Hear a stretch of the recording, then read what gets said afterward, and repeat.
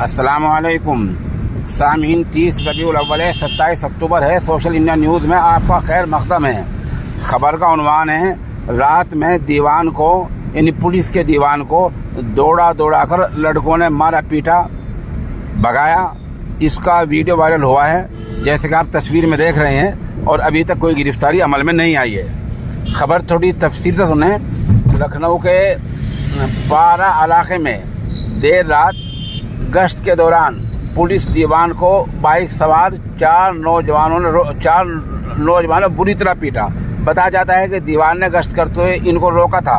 रुकते ही इन्होंने बदतमीजी की, बदसलूकी की, तो दीवान ने जैसी मुज़ाहमत की, मुखालफत की और कुछ कहा, तो इन्हें दौड़ा दौड़ा कर पीटा।